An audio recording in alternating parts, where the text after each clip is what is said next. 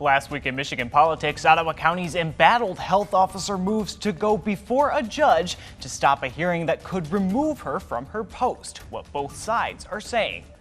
Plus, a former candidate for governor in Michigan was sentenced to prison for his role in the January 6th Capitol riot, how long he's now set to be behind bars. And a key West Michigan bridge in desperate need of repair has its funding pulled by Congress, what locals are saying it could mean for the area. I'm Josh Alburtus, and this is your 13 on your side rundown.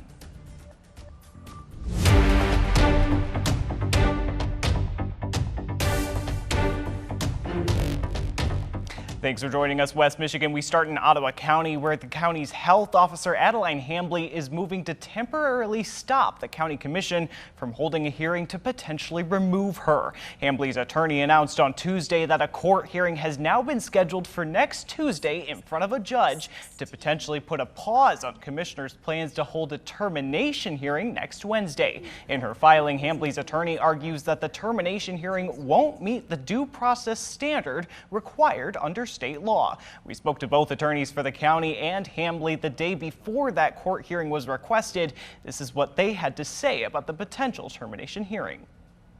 I don't think it's a mystery that I have some serious concerns that this commission is an adequately impartial body, which is required under the law for a hearing to be considered fair and have adequate due process. Ms. Hambly will have a full opportunity to be heard at this hearing, as well as her attorney and any witnesses, anybody they want to call to come and speak on her behalf. And she'll have her day, and then it's up to the board. Hambly's lawsuit stems back to the Board of Commissioners attempting to replace her in January. The Michigan Court of Appeals has now ruled that Hambly is the duly appointed health officer, but the county does have the right to fire her if they can prove incompetence or neglect of duty. A former candidate for Michigan Governor Ryan Kelly will spend 2 months in prison for his role in the January 6th riot in Washington, D.C. Kelly, who's from Ottawa County, entered a guilty plea to a misdemeanor for entering and remaining in a restricted building. During his sentencing Tuesday, he was also ordered to pay a $5,000 fine. And on Wednesday, 2 men were sentenced as part of an alleged bribery scandal involving former Michigan House Speaker Rick Johnson. Brian Pierce and Vince Brown were charged and pleaded guilty to public corruption charges back in April. Authorities say they sent more than $100,000 worth of bribes to Johnson, who at the time was serving as the chair of Michigan's Medical Marijuana Licensing Board. Pierce was sentenced to 2 years in federal prison, while Brown was sentenced to 20 months in federal prison. Johnson was sentenced to nearly 5 years in federal prison last month.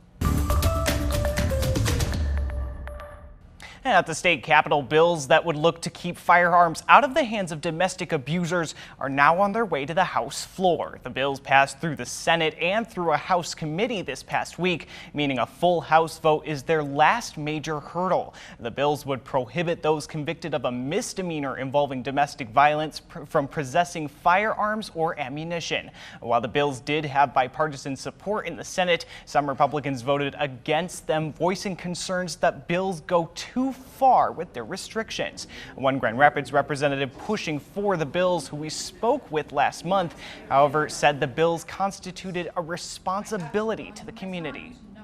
Myself and my colleagues, we're in support of you being a gun owner, but once it's been proven that you may be a threat to others and a harm to others, then we have to do what we can to protect the people in our community. Currently, Michigan law prevents those convicted of felonies from owning firearms for different amounts of time. And it's been nearly 2 weeks since Hamas launched an attack on Israel, setting off retaliation attacks from Israel, which has led to an all-out war between the two. Now, this week, for the first time, the Michigan Senate is making public their stance on the war. This is the conflict between Israel and Hamas grows more dire by the day, with thousands having been killed, including at least 29 Americans and thousands more injured. Republican Senator Mark Huizenga introduced his own resolution last week, both condemning the attacks and expressing support for Israel. The resolution adopted by the full Senate had a few key differences. That resolution does support Israel's right to defend itself from Hamas and affirms, quote, the dignity of all innocent civilians impacted, Israelis and Palestinians, but does not go so far as to express outright support for the nation of Israel. The adopted resolution also notes that Hamas's actions do not represent the views or aspirations of many Palestinians. Leaders have had to walk a fine line in recent days as some officials have spoken publicly opposing the killing of innocents, but putting an emphasis on what they see as Israel's encroachment on Palestinian rights and land as a backdrop of the current violence. While the resolution that passed Wednesday was somewhat different from Huizenga's, he did still sign on to it as a co-sponsor. A House resolution was also introduced last week, but has not been brought to the House floor.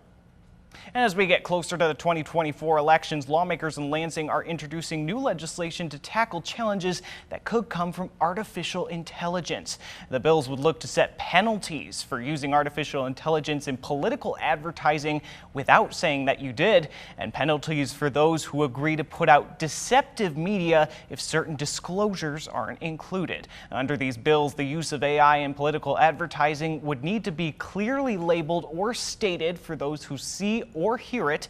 The first two times that someone fails to do that, they would be charged with a misdemeanor both times. The third violation would be a felony of up to 2 years in prison. People would also not be able to agree to distribute, quote, materially deceptive media within 90 days of an election if it does not have similar disclosures. The first violation would be a misdemeanor, but if the same group or person does it again within 5 years, they'd be charged with a felony of up to 5 years in prison. Given how quickly AI is evolving, one expert we spoke with earlier this month said regulations like these could help, but implementing them can be tricky and will require dynamic thinking. Anybody now with some little skills can create videos, images, and audios which sound like told by one of the candidates or any party officials. So if something is posted on social media, the impact is immediate. So even if we bring regulations and rules, it is very, very hard to control the impact of that. This comes after tech giant Google announced earlier this year that it would mandate those disclosures for AI content on its platforms.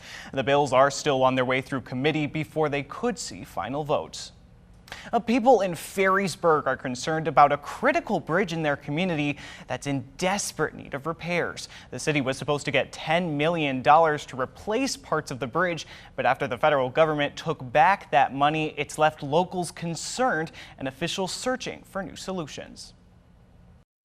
The Smiths Bridge in Ferrysburg may be small, but it's a big deal to those who live in the area, those like Kim Sr.